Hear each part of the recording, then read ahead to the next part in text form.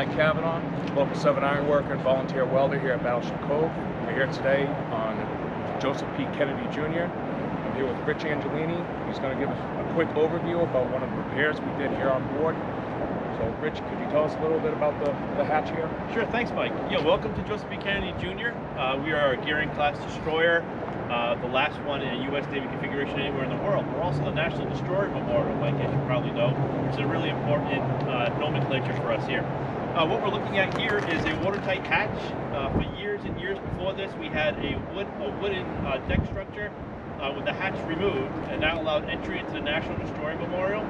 But that allowed a lot of water egress, and it was really doing damage to the deck below. Yep. So we thought it would improve the look of the ship and also the feel of the ship, and also protect the ship by welding a new deck hatch.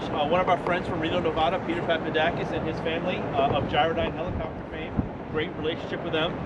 They actually found this, we purchased it, and then they picked it up for us.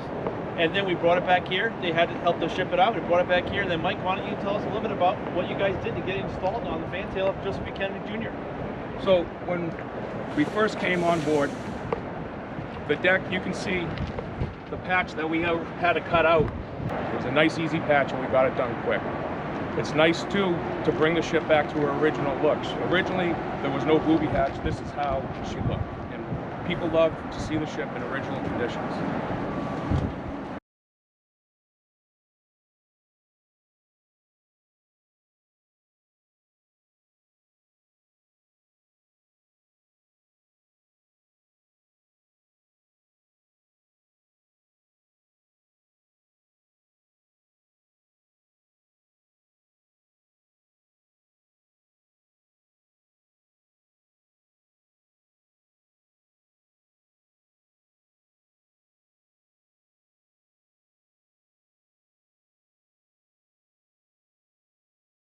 So we're here directly below the hatch that we just showed outside.